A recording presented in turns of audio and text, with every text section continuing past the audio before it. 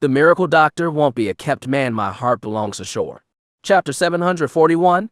The hall of Neptune's Cove Karaoke was filled with people. Lilian Yanes stood at the front, still clad in a white gown that made her look like a celestial being descended to earth. Her face, however, was streaked with glistening tears. "Kneel." Standing beside Lilian, Lilian Yanes shouted as Kiran entered. Thud, thud. Hundreds of people in the room kneeled in unison.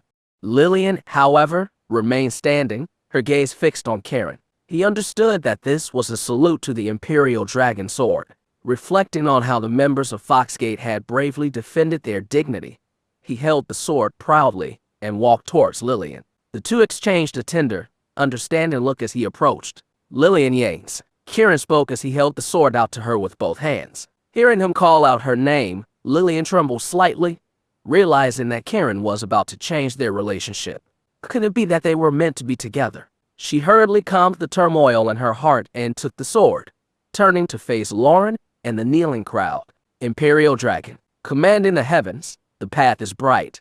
The dragon soars across the seas," Lilian Yanes declared loudly. "Imperial Dragon, commanding the heavens, the path is bright. The dragon soars across the seas." The echo filled Neptune's Cove Karaoke. Emotions overwhelmed the crowd. Tears flowed freely, and people hugged each other, overwhelmed with joy. "John, Hector, Andre, and those unnamed, they are all heroes," Kiran said solemnly to Lilian. "There are no heroes in Imperial Dragon," Lilian replied, tears streaming down her face. Kiran was momentarily taken aback, then understood true heroes are nameless. It's all about the spirit. As Kiran was about to speak, a disturbance arose. Lilian's brow furrowed, her eyes flashing with irritation. Kiran turned to see Cliff Locker and a group of men at the entrance of Neptune's Cove Karaoke. Cliff seemed to ignore the past events in Fox and was fixated on the Imperial Dragon Sword in Lilian's hands. "Sect Master Yanes, I've come to take the Imperial Dragon Sword back to our headquarters," Cliff announced with a greedy gleam in his eyes. His men spread out to intimidate. Despite the numerical strength of Foxgate, they appeared significantly weaker compared to Cliff's forces. Lilian held the sword tightly, her face pale with anger, a sentiment shared by everyone present. Without Kiran, the sword would not have returned. Without the sacrifice of the Foxgate members, Kiran would not have made it back. And now, these people wanted to take the sword and claim the glory for themselves. Cliff noticed Lilian's silence and frowned. "Sect Master Yanes, didn't you hear me?" Lilian's hands trembled briefly before she controlled her anger.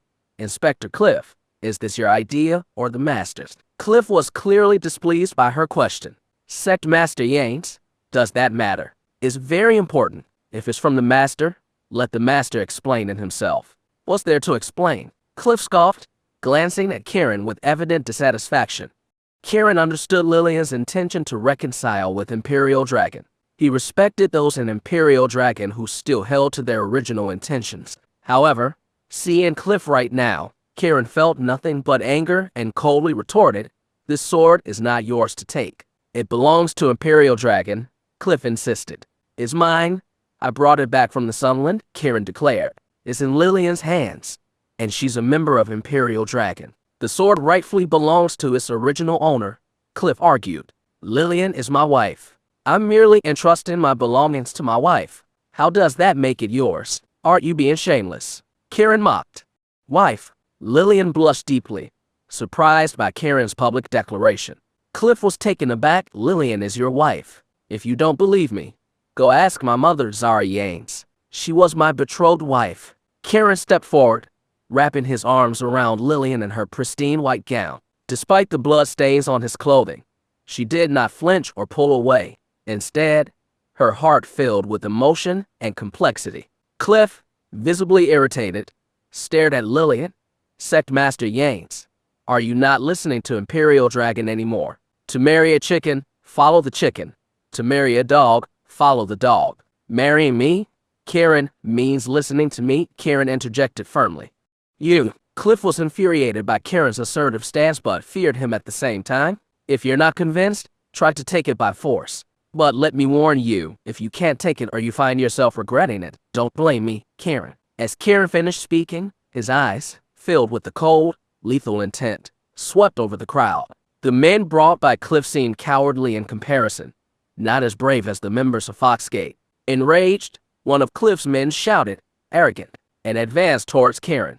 Elder Kosh, please discern right from wrong, Lilian said cautiously, seeming wary of the man. You deserve to die for destroying our Dragon Gate, Panther Gate, and Lion Gate. Today is your day, Elder Kosh rebuked, ignoring Lilian and lunging at Kiran. Elder Kosh, you're going too far, Lilian protested, moving to protect Kiran. Kiran pulled her back, and before she could speak, the Imperial Dragon Sword vibrated with a hum, glowing red as it swung through the air with the dragon's roar. Ah! Elder Kosh screamed as both his arms, raised to strike, were severed. The Imperial Dragon Sword floated in the air, commanding like a sovereign. Cliff and his men gasped in shock and stepped back. Even Lilian had to rub her eyes to make sure she wasn't dreaming. Kiran reached out, and the sword flew back into his hands as if connected by spirit. Witnessing this, Cliff and his followers were again astounded, recalling the battle at Futu Mountain had the Imperial Dragon Sword truly bonded with Kiran. Kiran looked at the stunned Cliff and others, calmly stating, I will establish a sword shrine at Dragon's Mount. The Imperial Dragon Sword will be kept there. If any of you dare, come and take it. The sword hummed as if understanding Kiran's words, emitting a series of dragon-like roars. Cliff and his men, frightened, retreated even further, their faces pale. Lilian and the other sighed in relief, their faces lighting up with joy. Kiran, facing Cliff and his group, commanded, kneel. Chapter 742.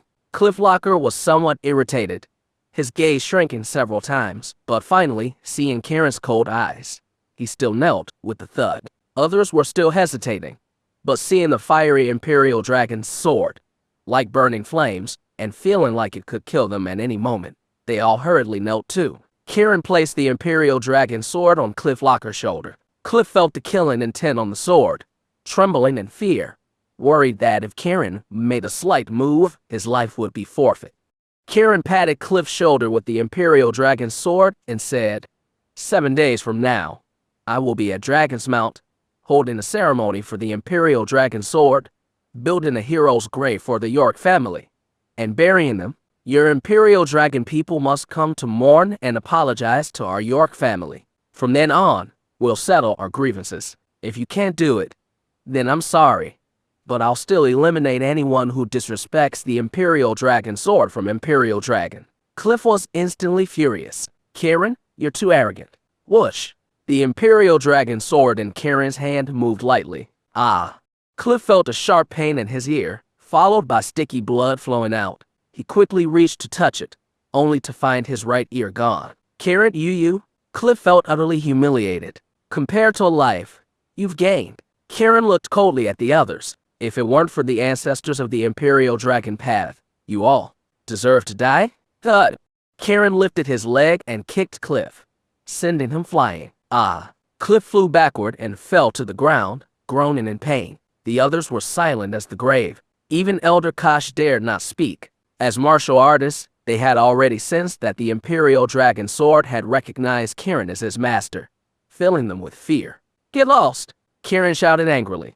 Cliff and the others quickly got up, not even daring to pick up their severed hands and ears, and ran away. Kiran turned around and handed the Imperial Dragon Sword to Lilian. You take care of it, I'll make arrangements. Lilian didn't object, just nodded slightly, and took the Imperial Dragon Sword. Kiran turned and left, headed for Dragon's Mount. At this moment, the hospital in Dragon's Mount was mostly constructed, undergoing decoration. On seeing Kiran return, Onyx Kirkland was overjoyed, tears streaming down his face as he hugged Kiran, unable to control his tears. Kiran felt the genuine affection, glad in his heart. He patted Onyx's shoulder and said, I'm fine. That's great, that's great. Onyx just repeated these two sentences. You come with me? Kiran said. Onyx nodded. Kiran led Onyx into Dragon's Mount, finally arriving at the cave. This was Onyx's first time here. Seeing all the bones, he asked in astonishment, what's going on here? Don't worry about it. Kiran pointed here. I'm going to build a sword altar here. I'll give you the plan later, and it'll still be completed in 7 days. Young Master Kiran, rest assured. Onyx thought of the recaptured Imperial Dragon Sword, filled with excitement and reverence. Onyx arranged for people to start preparing for construction immediately. After Kiran made some arrangements, he left. He returned to the Xander Corporation and entered Snow Xander's office. Snow's eyes were dull, her expression dull, sitting there like a lost soul, tears in the corners of her eyes. She didn't know Kiran had returned yet. Kiran's phone was broken, and he didn't call Snow. Lilian thought Kiran would tell Snow, so she didn't disturb the joy of the two being together, nor did she tell Snow. As a result, Snow worried about Kiran's safety, feeling lost and desolate. Her eyes dim. "Miss me?" Kiran teased with a smile on his face. "Huh?" Snow heard the voice as if waking from a dream, and quickly looked at Kiran. "Ah." Snow quickly covered her mouth, then bit her hand hard, feeling the pain, and screamed again, then burst into tears and rushed over, crying out, "Husband!" Sob. The dam burst. Tears of sadness, pain, and sorrow poured out towards Kiran without reservation. Kiran hugged her tightly. Thinking of his own near-death experience, Snow must have endured a lot of pressure. His heart was also full of emotion. "I'm fine." Snow mumbled, but she held Kiran even tighter, as if afraid that if she let go, Kiran would disappear. Kiran and Snow embraced each other tightly, like a reunion after a long separation. Indeed, that was the case. Kiran, safely returning from a near-death experience, was already lucky. After a long time, Snow's emotions stabilized. She quickly wiped away her tears and started taking Kiran's clothes off. "Wifey, are you trying to go to bed in broad daylight?" Kiran teased. "You, HMPH. Snow was amused by Kiran, but she wasn't angry. Instead, she continued to undress Kiran. At the same time, she said, "I want to see if you're missing anything." "I'm missing something crucial." "You fuck you." Snow knew that Kiran was spouting nonsense. She raised her hand and slapped him. "There's really something missing." Kiran still looked serious. "What?" Seeing how serious Kiran was, Snow couldn't help but ask curiously. "I've lost more than 20 years of savings." "Ha ha." After Kiran finished speaking, he couldn't help but laugh out loud. "Kiran." Snow shouted angrily, but she had her hands on her hips, looking like she was waiting for Kiran to come over. Kiran looked at his beautiful and lovely wife, feeling joyful in his heart. He went over and lifted Snow up. "I love you. Get away. Put me down." Snow's cheeks were flushed as she said. Kiran put her down. Snow immediately turned serious. "Take my pulse." "What for?" "To see if I'm pregnant."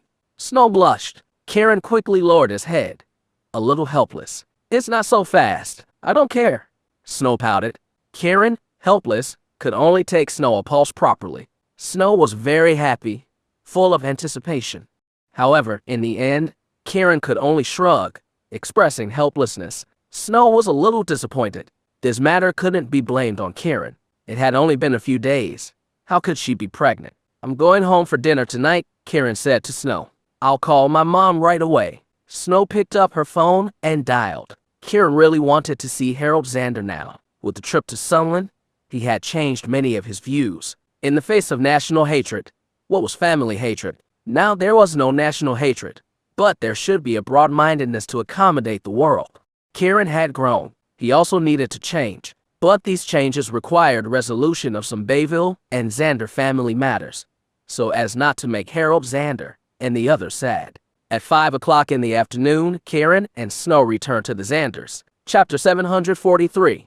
Crack, crack, bang, bang, bang. As Kiran York and Snow Xander's car came to a halt, fireworks and firecrackers erupted in unison within the Xander family's villa courtyard. Harold Xander, accompanied by his son Michael Xander, daughter-in-law Shannon Hill, and daughter Susan Xander, stood at the forefront, with other family members arrayed behind them. Every face was alight with happy, joyful smiles. "Welcome back, hero," Susan shouted, leading the applause enthusiastically. Clap, clap.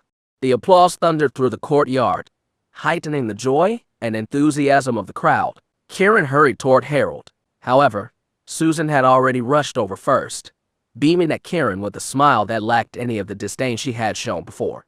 "My dear nephew-in-law, you truly are a hero." She then raised her hand to her eye corner.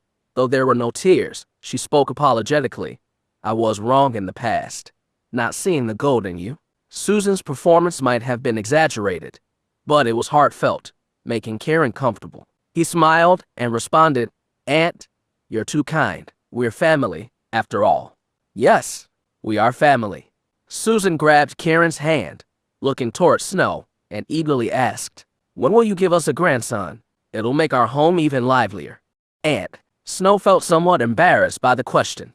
"Ha ha, good things are on the way." Harold, experienced in reading people, already sensed that Kiran and Snow were together and said with a laugh, "Really?" Susan exclaimed in surprise. Shannon was also visibly delighted, stepping forward to take Snow by the hand. "Let's go inside and talk."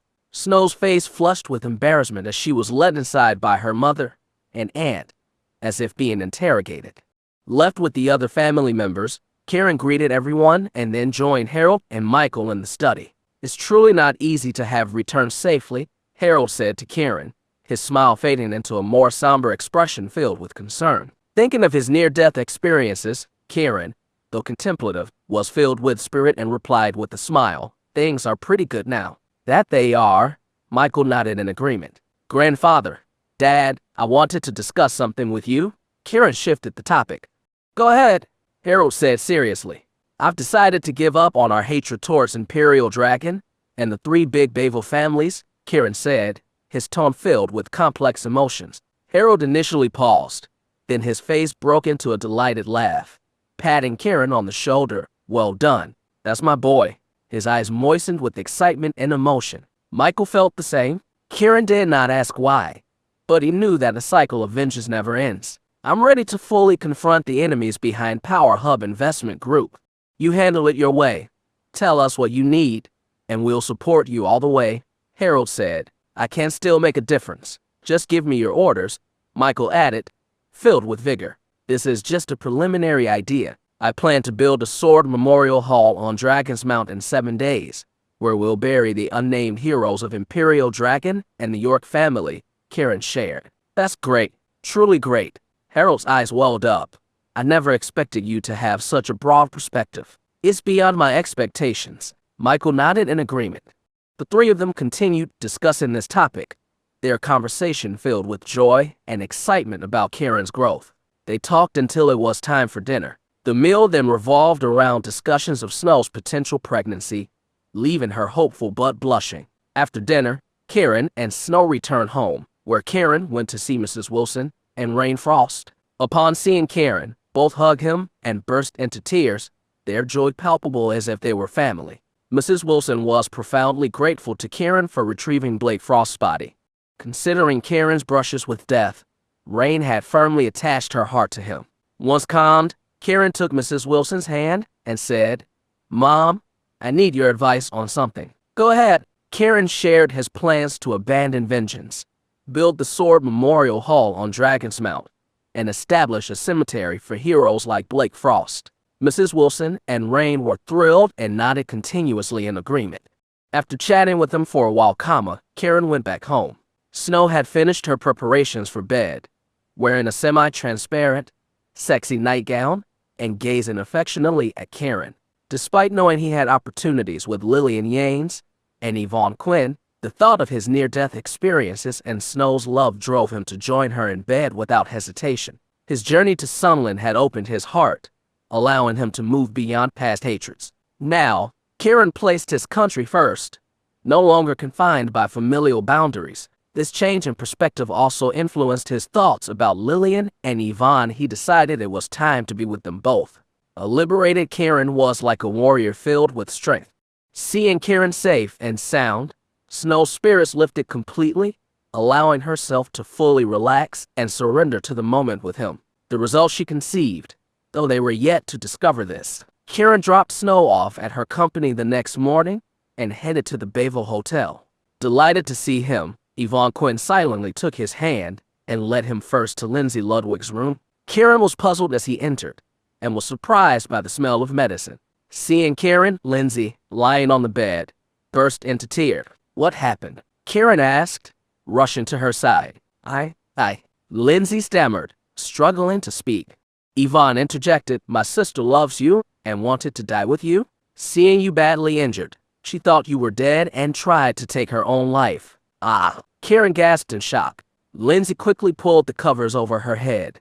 Overwhelmed with shame, Yvonne nudged Kiran, raising her eyebrows suggestively. Before Kiran could respond, she had already left the room, leaving him alone with Lindsay. Lindsay threw back the covers, jumped off the bed barefoot, and flung herself into Kiran's arms. He hugged her tightly. "Ah!" Lindsay cried out in pain, instinctively pulling away. Kiran looked down to see a knife wound on her chest, and his heart ached intensely. "Silly girl," he exclaimed. "I am a silly girl." Lindsay let the tears flow freely, yet she spoke with a smile. Chapter 744. Kiran gently embraced Lindsay again, this time carefully and without force, his face full of tender love. Lindsay looked back at Kiran with a face full of happiness, deeply moved by his affection. After holding each other for a long while, Kiran lifted Lindsay and gently placed her on the bed.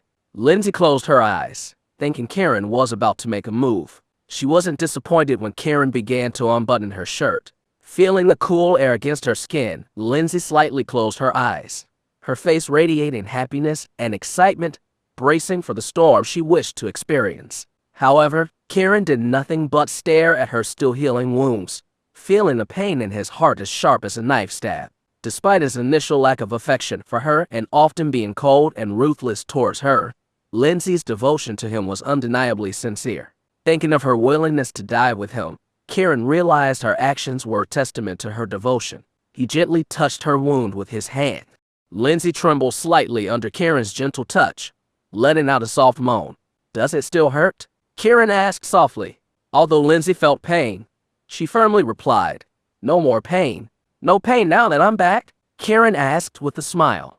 Even though Lindsay knew he was teasing, she firmly said, "Yes." "You silly girl." Kiran was moved and couldn't help but chastise her again. "I just want to be your silly girl." Lindsay grabbed Kiran's hand and placed it on a different part of her body.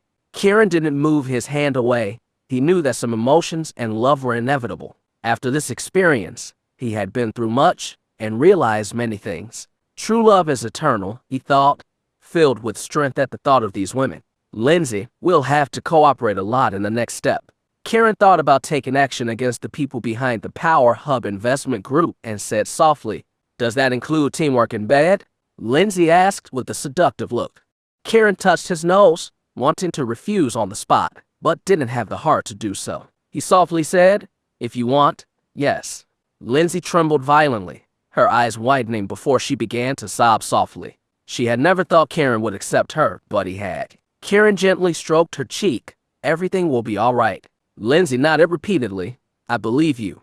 I've decided to let go of my hatred towards the Imperial Dragon," Kiran told Lindsay.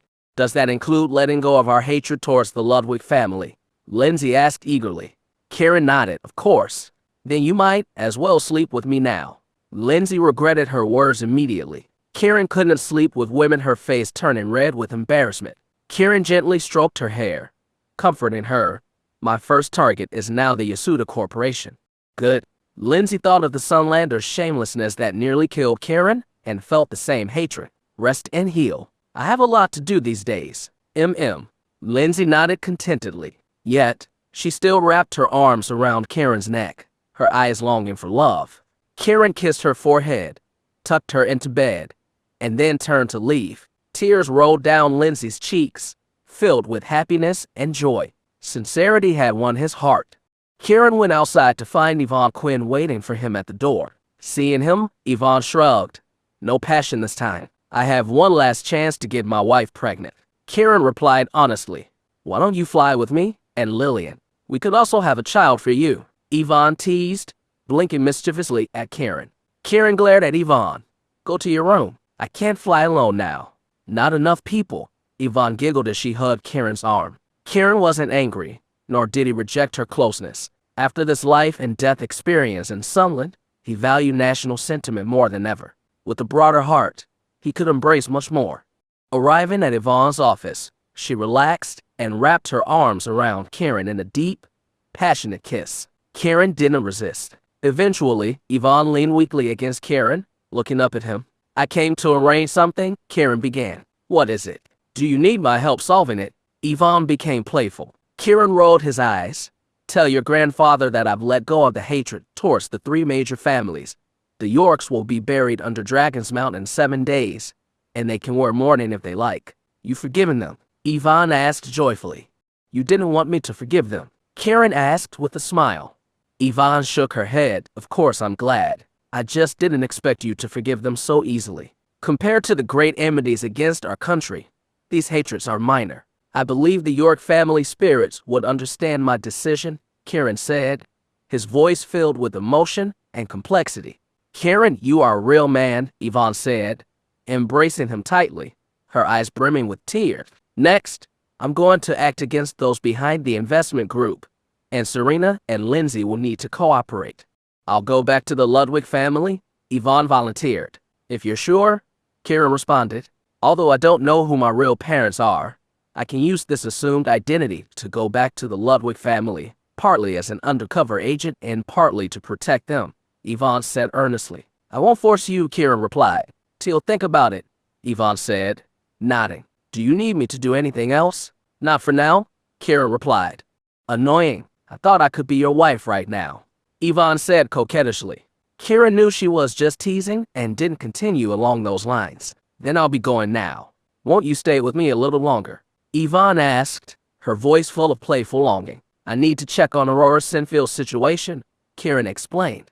Hearing Aurora's name, Yvonne nodded in agreement. As Kiran left, he felt a lingering unease. The hatred towards the 3 major families was unlike other resentments he had let go of. There were still unresolved feelings within him. Thus, he instructed Yvonne to inform the Quinn family and the other 2 families of his decision. Kiran then drove to Bayville Medical University. Initially planning to park outside, a security guard saw his sports car and waved him through, thinking he was a wealthy student. Kiran chuckled, noting how clever the guards had become, and drove into the campus. Uncertain of Aurora's exact location, he slowed down and tried calling her cell phone. Beep beep, a car horn honked from behind. Chapter 745. Thinking he was blocking the road, Kiran parked his car on the side to let the other vehicle pass. However, the honking continued. Puzzled, Kiran glanced in the rear-view mirror and saw a very stylishly dressed woman in the car. She wore sunglasses, obscuring her face, but her flowing hair and the overall aura of beauty and allure were unmistakable. Kiran drove on, trying to avoid her. Then Aurora's phone call connected. Kiran, you're back? Aurora immediately burst into tears. She had been extremely anxious after watching the live broadcast of Kiran's life and death struggle in Sunland. Relieved by his call, she started crying from the release of pent-up stress. I just drove through the main entrance of your school. Where are you? Kiran asked. Wait for me. I'm coming out to find you, Aurora said excitedly. All right. Kiran hung up. Kiran noticed that the car behind him had also stopped, and from it stepped out a young, stunning woman in a tight pink mini dress that accentuated her curves. Her appearance drew the attention of many students nearby, who began to exclaim, Is that Sophia Carter? It really is her. She's so hot. Goddess. Unperturbed by the crowd's reaction, Sophia Carter walked up to Kiran's car. Now Kiran could see her full outline.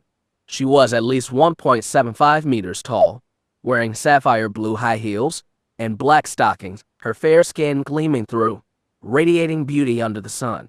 The pink skirt added a youthful yet mature charm to her demeanor. She was sexy and beautiful.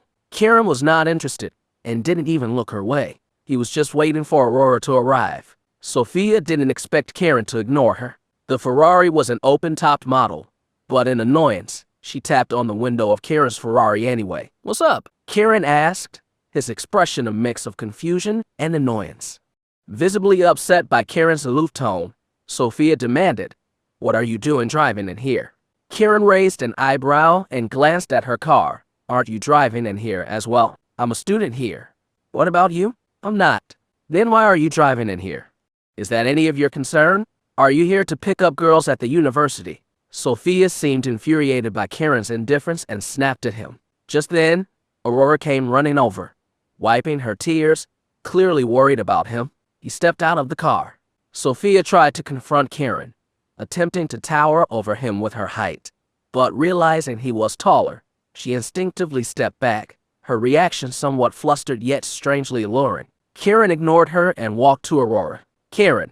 Aurora threw herself into his arms, wrapping her arms around his waist and sobbing. She had learned through Shurikaden that her father had betrothed her to Kiran. Although unsure of Kiran's feelings, she already considered herself his woman. Kiran's ordeal in Sunland had pained and worried her deeply. Now that he was safe, her joy was overwhelming. Kiran embraced her, gently holding her waist. "Little girl, you don't look pretty crying like this." "You puffed." "Woo." Aurora alternated between laughter and tears, childlike in her emotions. Thinking of Aurora's parents, Kiran felt conflicted but gently stroked her hair. "It's okay now. How are your studies?" I'm fine," she replied, blushing. Kiran nodded. "Let's go. I'll take you out." Aurora eagerly agreed, leaning into his embrace as they walked towards the car.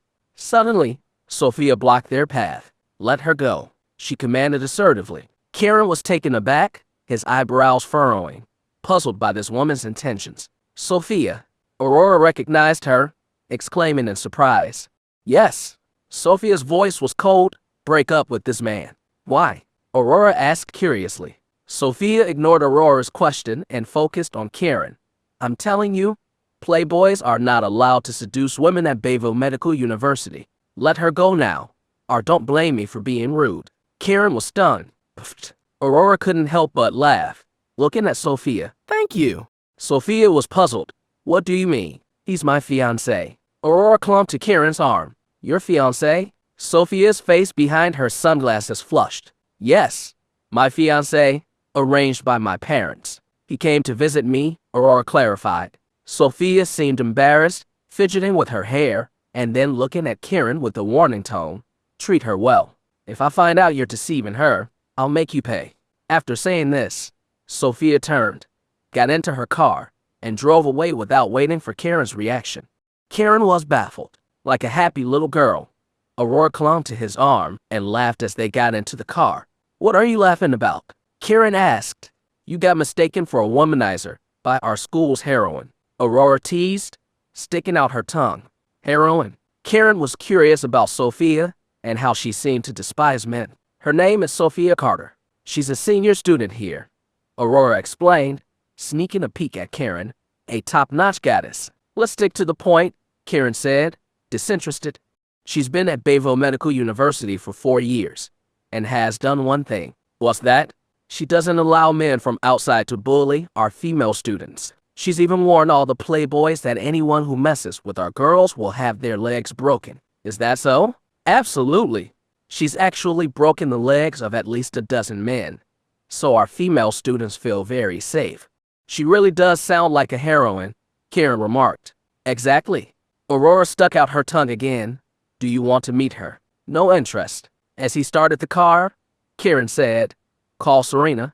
I'll treat you two to dinner." "Okay." "Kiss Western Restaurant," Kiran added before driving off towards the restaurant. Chapter 746. Hugging. How about a hug? Serena entered the Italian restaurant and immediately opened her arms wide with a playful smile towards Kiran. Wearing an oil uniform, her slender figure became even more enchanting and alluring as she stretched out her arms, providing a visual feast that strongly impacted Kiran. Kiran quickly turned his head to the side, not wanting to be seduced by this woman. Serena wasn't upset, though. Her beautiful oval face broke into an even brighter smile as she batted her watery eyes at Kiran and cooed, "Has young Master York lost all feeling for me?" Kiran glared at her. "Stop it. Where am I causing trouble?" Serena pointed to her own face. "Does my complexion look off to you?" Kiran noticed she was quite pale, though her red lips were soft and tempting, almost begging to be kissed. However, he calmly asked, "What's wrong with you?" "Last night, I was downstairs and heard that sound that makes one's heart bloom, so I didn't sleep well," Serena said, lifting her hand to playfully toss her hair, her gaze flirtatious and captivating as she looked at Kiran. Kiran knew she was referring to his wild night with Snow Xander. His eyes swept over her slim waist and the black stockings encasing her legs, feigning indifference. "Your ears are quite effective, aren't they?" "Of course, how else would I protect Snow?" Serena twisted her neck, her snowy white neck and dazzling collarbones adding to her charm. Aurora, watching this interaction, felt a bit dim and heartbroken. She stole glances at Kiran, her emotions mixed. Finally, Serena's provocations got to Kiran. Aurora is still here. Don't make her misunderstand.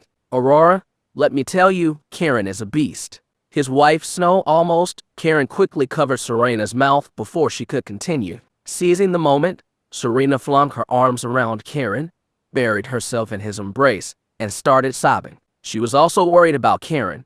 He hadn't told her when he returned yesterday. Now called to dinner, she was obviously using the opportunity to mock and vent her dissatisfaction.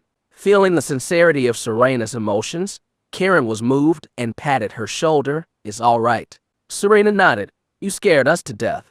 Kiran smiled, touched by the genuine expression of emotion. Just then, Aurora realized the two were joking. Seeing Serena's true love for Kiran touched her and filled her with a sense of pressure about her future with Kiran.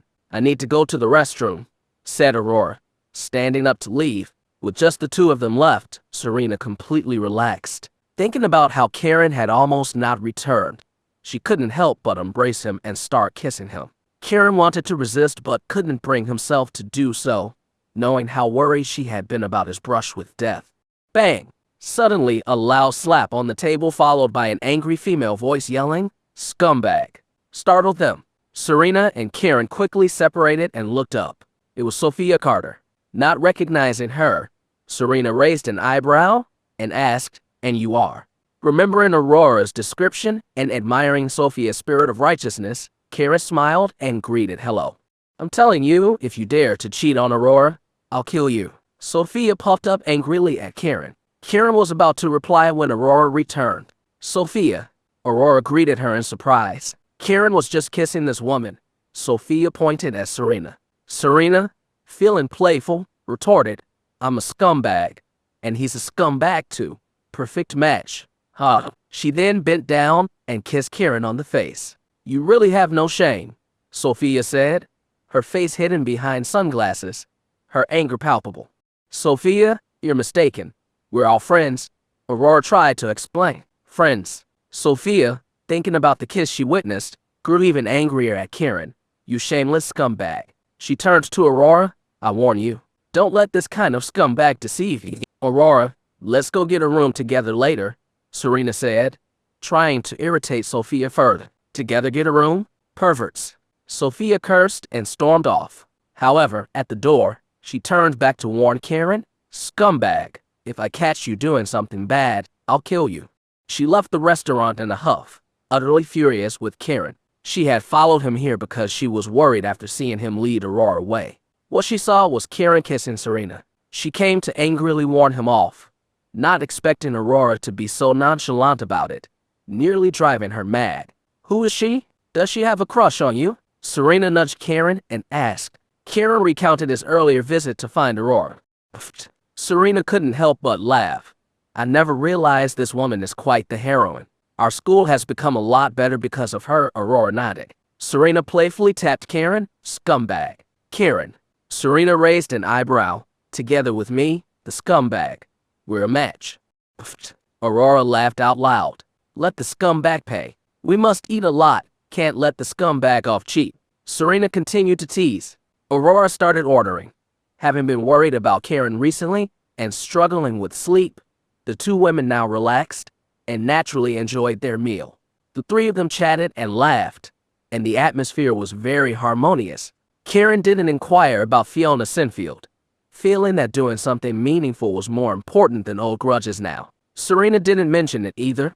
She didn't bring up the matter concerning Sawyer Sinfield, fearing it would upset Aurora. The three of them simply chatted and ate a meal, with Kiran assuring the two women of his safe return. Serena, claiming to fear that Kiran would be swept away by a heroine, did not accompany him. She was responsible for taking Aurora home. Kiran, relieved, returned to the Xander Corporation. 5 days passed in the blink of an eye. The construction of the Sword Memorial Hall, the hero's tomb, and the burial of the York family proceeded smoothly and orderly. Kiran was busy with these tasks, finding them fulfilling. On the afternoon of the 6th day, Kiran suddenly received a call from Lilian Yanes, asking him to come to Neptune's Cove Karaoke. Kiran drove to Neptune's Cove Karaoke. Upon arriving, he was surprised to see Sophia Carter's car. However, he didn't pay it any mind and went straight inside, intending to go upstairs. Kiran. Lilian called out to him from downstairs. Chapter 747. Why are you down here? Kiran approached and asked. I got bored upstairs, so I came down to sit for a while, comma. Lilian Yanes replied calmly. Kiran looked around. It was daytime, and there weren't many people around, making it quiet. Light music played in the background, soothing and relaxing, creating a pleasant atmosphere. Kiran sat down opposite Lilian, poured himself a glass of wine, and took a sip before saying, Everything is almost ready. I called you here because of this matter, Lilian. Seeing Kiran didn't ask, went straight to the point. The people from Imperial Dragon aren't willing to come, are they? Kiran asked. That's right. Lilian's eyes flashed with anger and frustration, clearly not expecting this. Kiran chuckled lightly. They've asked me to represent Imperial Dragon, Lilian said, looking at Kiran. That's a good solution. You're practically the York family's daughter-in-law. Officiating at the York family's burial could also be seen as representing them. An Imperial Dragon has nothing to lose, Kiran commented. Lilian blushed at being called the York family's daughter-in-law but didn't object, continuing to drink her wine. Imperial Dragon still refuses to let go of their grudge against you? I'm not afraid. Kiran's eyes revealed his disdain and assertiveness. Now that you want to be a national figure, if you don't ease the tensions with Imperial Dragon, it's like facing troubles both inside and outside a very unfavorable situation. Lilian expressed her concerns. What's there to fear? Kiran scoffed, continuing, life and death are trivial if they don't agree. We'll fight. Why are you so impulsive? Lilian frowned slightly, showing her displeasure. It's not impulsiveness. It's really what I think, Kiran said, looking towards the stage. During the battle in Sunland, I was prepared to die. I had given up all hope. Now that I've miraculously survived, what's there not to understand? He took another sip of wine. If it weren't for Elliot and the others risking their lives to save me, comma, I wouldn't have come back. Now that I have, I should look past everything and live with the spirit of a true man. I support you, but have you thought about Snow and the others? What if something happens to you? As long as you don't take me down, I'm not afraid of anyone else. Kiran responded calmly. What have I taken you down for? Lilian quickly took another sip of her drink, trying to mask her confusion, but her mind was still filled with the image of her spanking Kiran. We can't continue practicing the joyful odyssey. This piece is extraordinary. It can stimulate the potential of life, Kiran earnestly said. Lilian knew well about the kind of spiritual connection it invoked. We've already reached the 5th level. Not bad. For the 6th and 7th levels, we need to be careful to avoid rushing and causing chi deviation. Kiran nodded. I understand. We are still not strong enough, Lilian said, filled with emotion. Take it slow. The burial ceremony for the York family, the hero's tomb, and the Sword Memorial Hall are bound to stir more turbulence. Those waves could be our chance to grow stronger, Kiran said composedly. Kiran, my ability to help you is limited, Lilian said, her beautiful face showing complexity. I can die with you, even share life and death. But I can't get Foxgate to help you. That's not necessary. Kiran's eyes showed his gratitude. You've already helped me a lot. Foxgate is the future and hope of Imperial Dragon, Lilian said, her eyes flashing with anger. The current Imperial Dragon has lost all its principles and original intentions. Our Foxgate is the spark of Imperial Dragon. If we're gone, then Imperial Dragon is truly finished. Kiran felt a surge of complex emotions, thinking about Cliff Locker's people, Elder Kosh, and others all stronger than Foxgate's people. Still, none striving to retrieve Blake Frost's body, let alone the Imperial Dragon Sword. In contrast, people like Elliot and others fought fearlessly. Those were the true warriors. As long as I'm here, Foxgate exists, Kiran said, looking at Lilian affectionately. You don't have to bear my burden. I can face it myself. I owe it to Elliot and those brothers who died, to ensure they rest in peace. Lilian trembled slightly, her eyes revealing complex sorrow, and finally nodded. If they knew, they would rest easy. Let's take it slow. What the future holds, who knows? Kiran thought about the unpredictable enemies and the turbulent currents within Imperial Dragon, feeling a mix of complexity and unease. Lilian nodded silently. Scumbag, you again. At that moment, Sophia Carter's voice rang out again, her voice, full of anger, instantly quieted the hall.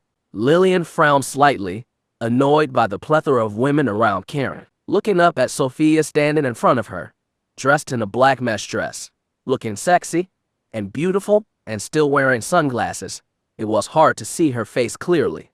But even so, she was strikingly beautiful.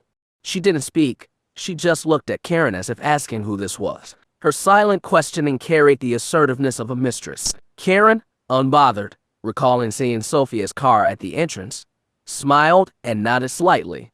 What a coincidence, seeing you again. Sophia didn't expect Kiran to be so calm. Her heart filled with anger. Why was this scumbag so calm about flirting? Angry. Sophia didn't pay attention to Kiran but turned to Lilian, her voice full of immense sympathy. You're the third woman by this scumbag's side. Don't let him deceive you. Scumbag. The third woman. Confused, Lilian looked at Kiran. Kiran shook his head helplessly. This woman had made a mistake again, but thinking about her chivalrous spirit, he felt it inappropriate to crush her too harshly. So he smiled and said, Sophia, you've misunderstood. Misunderstood. Sophia scoffed. I saw Aurora holding you and crying. My eyes aren't blind, right? Kiran nodded. Aurora immediately said you are her fiancé. That's true, right? Kiran smiled. You were kissing a woman in Kiss Restaurant. That wasn't wrong, was it? Sophia started listing Kiran's faults. Kiran, somewhat helplessly smiling, pointed at Lilian and said, This is my real fiancé. What? Sophia gasped, stunned, looking at Kiran. She's your fiancé? Yes, she is my fiancé. Kiran smiled. You? Sophia turned to Lilian. This scumbag must have deceived many flanques. He mustn't deceive you. Although Lilian didn't know who Sophia was, she could tell that this woman hated Kiran and knew there must be a misunderstanding. She smiled and said, He has a wife. Chapter 748.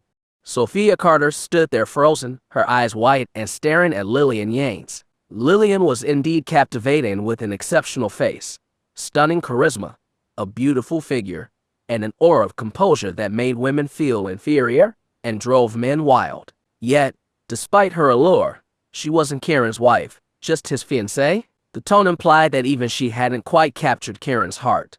Who, then, was his wife? What would she be like? Sophia felt herself getting drawn into gossip, almost wanting to grab Kiran and interrogate him. Sophia quickly shook her head, dismissing the thought. The more she thought about it, the more she felt Lilian was deceiving her. Fuming, she blurted out, You're so foolish. I'm trying to warn you, and you don't believe it. Just wait until you're deceived. Surprised by Sophia's obstinate confidence, Lilian simply shook her head with a smile. If you don't believe it, that's fine. She stood up, looking towards Kiran. Is everything ready for tomorrow? Everything is prepared, Kiran affirmed. Good. I'll be there on time, Lilian stated. Then paused as if she wanted to add something. Do you want to attend in the capacity of my wife or as a daughter? Kiran inquired, giving her the respect to choose. Lilian fell silent. Kiran watched her with a gentle smile, respecting Lilian's decision. Let's go with Snow, Lilian finally said, then turned and walked away gracefully like a drifting cloud, making no sound as she left. Kiran watched her leave without any regret or desire to trouble her. This matter was up to Lilian. It was his and Snow's affair. Whatever role Lilian chose to play, he would respect it because of her and her ties with Foxgate. Bring the harp, Lilian reminded him as she ascended the stairs. I'll remember, Kiran responded, and Lilian nodded before floating upstairs. Kiran was about to leave when Sophia grabbed him. You scoundrel, I'm going to expose your shameless deeds to the world. Let everyone know you're a lecher. Sophia then turned to the people in the bar and shouted, Everyone, come and see. Here's a big pervert, a super-duper twisted pervert, with a wife, 2 fiancés, and still cuddling up with other women. Just as Sophia was shouting, a sweet and tender voice came from the door. Honey, who is she? Sophia looked up to see Snow Xander at the doorway, wearing a white blouse and a black sequin miniskirt, her slender legs encased in black stockings. Her hair was casually pinned up, making her look effortlessly natural, her face glowing with happiness and charm. Her eyes softened with love as she looked at Kiran as if she were looking at the world's most beloved man. The heroine? Sophia Carter, a student from Bayville Medical University, Kiran replied coolly, gently pulling away from Sophia's grip to join Snow. Snow gently embraced Kiran's arm, the couple standing together, a perfect match of beauty and grace. The bar went quiet as many who were watching recognized Kiran. But Sophia grew even angrier. Lilian was a celestial being, and here was Snow, a beauty that could topple empires. How could such a heavenly creature be deceived too? She was truly infuriated. You can't be deceived by him. He's a married man. Sophia shouted angrily. I know he has a wife, Snow replied with a smile. He also has fiancés. I know that too. And you still call him hubby. Be careful not to be deceived. He's Kiran York, the man I married. And I'm his wife, Snow Xander. What did you say? Sophia asked, shocked. Kiran York, Snow repeated with a smile. Kiran York, Sophia murmured. Then suddenly her eyes widened. The young master Kiran York from the York family. That's me, Kiran smiled. You. Sophia stood frozen as if struck by a revelation, her eyes filled with disbelief. Isn't Kiran a great hero? Sophia murmured after a while. Since ancient times, beauties have loved heroes, isn't that right? Snow asked, her face brimming with joy. Sophia fell silent, her eyes complex and tinged with an unspoken loss. You are a woman of great courage and righteousness. Well done, Kiran complimented, giving Sophia a thumbs up. Sophia's feelings were mixed, especially as she thought about her embarrassing misunderstanding. Her face flushed with embarrassment. We're leaving, Kiran said, wrapping his arm tightly around Snow's waist and waving goodbye to Sophia as they turned to leave. Sophia stood rooted to the spot, her eyes filled with an unimaginable mix of complexity and embarrassment. They're a perfect couple, she murmured to herself, but soon, her expression changed, and she clenched her fists, encouraging herself. You're a courageous and righteous woman. Keep it up. Recalling Kiran's compliment, Sophia's face showed a look of anticipation and self-encouragement. She thought of the upcoming York family burial and quickly left Neptune's Cove Karaoke, making several calls on the way. Lastly, she removed her sunglasses, revealing a stunningly beautiful oval face that was also radiantly attractive. Kiran, I'll surprise you tomorrow. Unaware of Sophia's plans and thoughts, Kiran drove with Snow to Dragon Mountain. Seeing the newly completed hospital filled Kiran with excitement. Honey, you, the miracle doctor, can finally do what you love, Snow said, standing beside him, her tone soft. I want to be a doctor, Kiran smiled. Snow paused, then her face lit up with happiness. My wonderful husband. Kiran embraced her tightly, his heart filled with ambition to save lives and serve his country. Although the country did not need saving now, his journey to Sunland had deepened his patriotic feelings. When he thought of the dragon vein, he wanted to contribute more to his country. They also visited the Sword Memorial Hall and the hero's tomb. They had planned to inter the ashes of the York family in a shrine behind the hospital. But since no bodies could be found, it stood only a memorial at present. The Sword Memorial Hall and the hero's tomb were different. They were to store the Imperial Dragon Sword and bury Blake Frost's body, establishing memorial tombs for Elliot and others. After their visit, it was already past midnight, and they didn't return home but stayed at the hospital, quietly waiting for the next day. At that moment, two enchanting women stood inside the Sword Memorial Hall on Dragon Mountain. They were Zara Yanes and Fiona Sinfield. Both women looked serious, their eyes filled with deep sorrow. Chapter 749. Fiona Sinfield was the first to speak, her voice laden with emotion. Zara Yanes, you can finally face the York family now. A veil obscured Zara's face so Fiona could not see her expression, but tears were visible in her beautiful eyes. Seeing Zara crying, Fiona's own eyes reddened. I never expected Kiran to grow and progress so quickly. It's good that Kiran has progressed so quickly, but I'm worried too. Zara expressed her concerns. Fiona added, I'm afraid he's taking on even more decisive tasks. Zara nodded. Yes, the more mature he is, the heavier the pressure. That's inevitable, Fiona said, looking toward where the Imperial Dragon Sword would be placed. Imperial Dragon hasn't been able to reclaim the Imperial Dragon Sword for many years, but he managed to retrieve it. This ability must have attracted countless people. How many people know he returned from the brink of death? Tears flowed more freely from Zara, truly worried for her son's safety. He chose this path, Fiona paused. In his bones flows the blood of the York family, determined to be shattered jade rather than intact pottery. Determined to be shattered jade rather than intact pottery, Zara murmured. letting her emotions flood out and breaking down in tears. Your grandfather and your father did not disgrace themselves. They are the true heroes of our Dragon's Land. Fiona looked at Zara. You've borne the hatred of the York family, endured humiliation, and finally seen the flowers bloom. Zara nodded slightly. I suppose so. Unless the traitors within Imperial Dragon are removed, the conflict between Imperial Dragon and Kiran won't end. Especially now, since the Imperial Dragon Sword has been retrieved, is likely to become even more turbulent, perhaps even stormy. Fiona analyzed the current state of Imperial Dragon. Have you found the person who created the male-female love spell back then? Zara inquired. No, this person is very well hidden, Fiona replied. What about Yvonne Quinn's identity? I haven't checked. Fiona shook her head. Why not? Zara pressed. Since she's already connected with Kiran through the love spell, why bother investigating further? Fiona paused before continuing. That girl has already fallen in love with Kiran. It's irreversible life and death love. In such a case, it's better not to know too much. Zara pondered for a moment.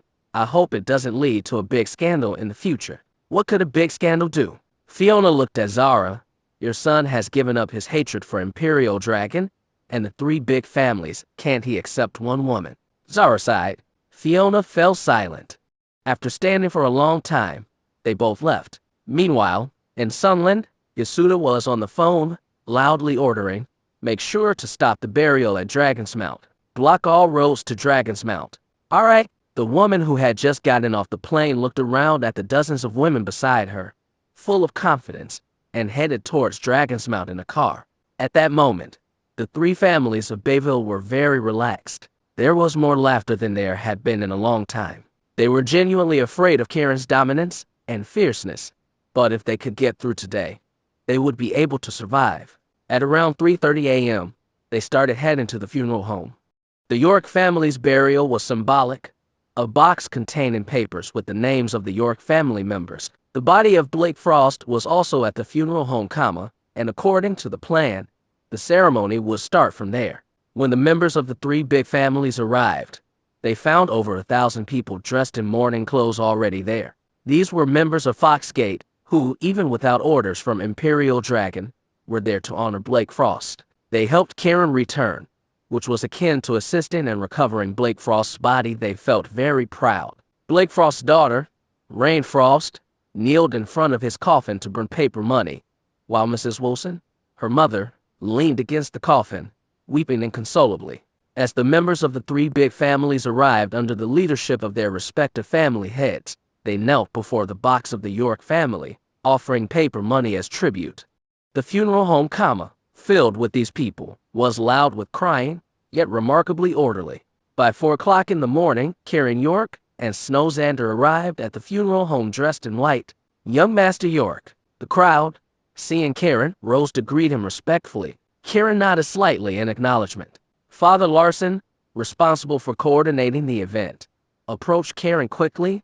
Young Master York, everything is arranged. We'll proceed from the closest to the farthest. First, the York family burial, then the hero Blake Frost, and finally the Sword Memorial Hall. Kiran nodded slightly. Thank you for your efforts. It's my honor. Father Larson's eyes shone with excitement. He had handled many feng shui matters over the years, but such a grand and significant event like today was a first for him.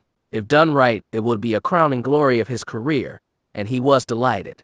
Kiran and Snow personally paid their respects to the York family. It was nearly 5 in the morning by the time all was settled. Father Larson organized everyone to begin the procession. Kiran, carrying the York family's box, led the way. Behind him was Blake Frost's coffin. Kiran had arranged for the procession to march on foot, so they had started early. But as they reached the main street, they discovered it was already lined with many people, and 2 rows of taxis were parked neatly on either side. The taxis on the left displayed messages, paying respect to the York family, and may the York family rest in peace. The taxis on the right side read, paying respect to the hero Blake Frost, and may the hero's spirit live forever. Kiran's heart was filled with mixed feelings. Although the York family had been exterminated 20 years ago, their glorious burial today meant that Bayville had not forgotten about the York family. Blake Frost's return as a hero had won the hearts of countless people, and it also meant that the people had not forgotten about the hero. The people from the three clans and Fox sect straightened their backs when they saw this scene. Their eyes were filled with excitement and pride. The people on the street stood silent, wiping away tears as they saw Kiran and the others pass. Their silent send-off was more powerful than any words could convey. This sight was rare in a lifetime. As they proceeded out of the urban area towards the foot of Dragon's Mount, they encountered what seemed to be a reception party led by Onyx Kirkland and others. However, a conflict was brewing, and police were present, making the scene chaotic. Kiran stopped when he noticed the tension. Onyx ran up to him. "Young Master York, people from the Yasuda Corporation have arrived. They've even called the police, claiming they've bought Dragon's Mount, and we're not allowed to use it." Kiran's eyes gleamed coldly. "Immediately cease using Dragon's Mount, or we will seek compensation," a voice in stiff Dragonese language demanded from a distance. Kiran handed Snow the York family's box and walked towards the unfolding situation. Chapter 750. Dragon's Mount belongs to us, the Yasuda Corporation of Sunland. You have no right to develop or use it, shouted the Sunland woman, unafraid as she faced Kiran York. Kiran looked up to see the path blocked by dozens of scantily clad women resembling streetwalkers, all clearly from Sunland.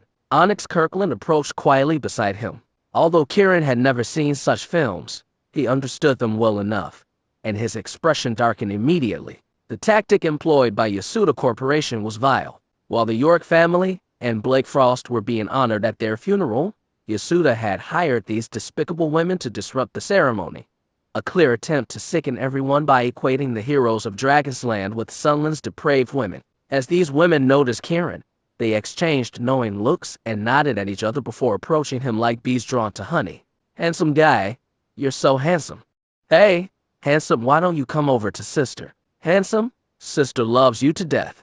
Dozens of Sunland women rushed toward Kiran. What infuriated the onlookers most was that these women were simultaneously stripping their clothes off, behaving in an utterly debased manner, suggesting they wanted men to take advantage of them. Those in the funeral procession were outraged by this spectacle. Some men's faces even showed excitement, witnessing the types of women they had only seen in films. "Get lost!"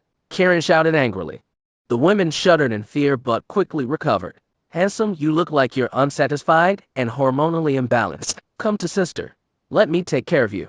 Sister can make you feel good, smooth out all your troubles." Kiran's face turned as dark as the bottom of a pot. The people of Sunland had resorted to mob tactics in the battle at Mount Futu, shamelessly overwhelming their opponents. Now, at Dragon's Mount, they had sunk even lower by bringing these women to create a disturbance. Kiran's fury was about to erupt into action when a large group of people suddenly burst onto the scene, led by Sophia Carter. With a playful wink at Kiran, she said to the women behind her, "Take whichever one you like." Her followers, though embarrassed, eagerly stepped forward. "Such sexy women. I like women like you. This is more real than the movies. How about we make a movie out of you?" Sophia's group managed to pull the women away despite their protests and cries to the police, which were ignored. Kiran breathed a sigh of relief and nodded gratefully at Sophia. Handling this situation would have been difficult without her clever intervention using the enemy's tactics against them. The scheming of the Sunland people and Yasuda Corporation was exposed and failed again, much to the frustration and humiliation of Yasuda and others from Sunland watching via live broadcast. They cursed and fumed, but there was nothing they could do. Those women were too infamous. Sunland's scheme had failed again.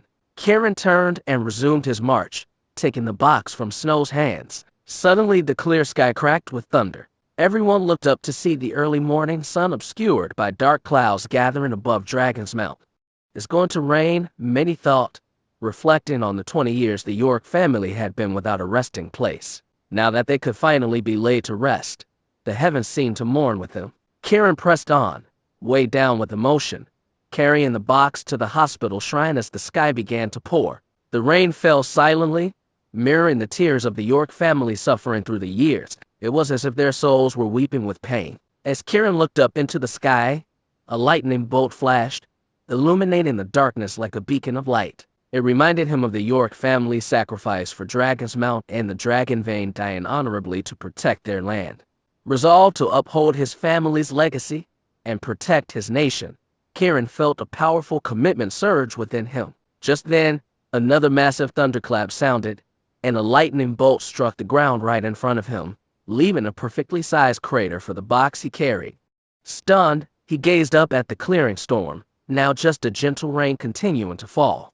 Witnessing this extraordinary event beside Kiran, Father Larson whispered, "Young Master York, perhaps." Kiran nodded, knelt, and raised the box high above. "Thank you, heavens, for showing sympathy to the York family. May our ancestors rest in peace." He carefully placed the box into the crater, a miraculous fit as if chiseled by divine forces. Those present were awestruck, dropping to their knees in reverence. "May the ancestors of the York family rest in peace." The crowd echoed in unison. The sudden lightning bolt and the way the box fit perfectly into the crater stirred a profound sentiment among the onlookers, a feeling that the divine was indeed watching over them. The York family had found peace at last. The people of the three big families of Bayville were visibly shaken by the event, reflecting on their own actions and fears. After the ceremony, Kiran stood up and walked over to Blake Frost's coffin to help carry it to the hero's cemetery. The heavy rain suddenly stopped. Everyone looked up, feeling like the heavens had shifted to acknowledge their tribute. Upon reaching the hero's cemetery, Kiran saw several memorial stones, including one for Elliot, had already been erected. Lilian Yanes had made arrangements to bury them earlier. The main grave for Blake Frost was ready, just waiting for the coffin to be laid to rest. Kiran led the procession, supporting the coffin to its designated spot. Father Larson directed the crowd to lower the coffin into the grave. The bearers, exhausted from the long march and heavy burden, were eager to set it down. To everyone's shock, Blake Frost's coffin remained suspended in midair as if held by an invisible force. The crowd was stunned, turning to Kiran and Father Larson for an explanation. Father Larson, beads of sweat forming on his forehead, had never encountered such a phenomenon before. Witnessing this, Margaret Wilson and Rain Frost came forward and knelt. "Blake, I know you've been wronged for over 20 years, Margaret cried out to the floating coffin. "Kiran is a good man. He has brought your body back. Your last wish, the return of the Imperial Dragon Sword, has been fulfilled. Now you can rest. Rain has grown up, graduated from university, and our hard days are over. You can rest in peace now," she continued, her voice filled with a mix of sorrow and pleading for the coffin to settle. But the coffin remained stubbornly aloft. As the rain began to fall again, the attendees felt a growing sense of unease. Tears streaming down her face, Rain finally spoke.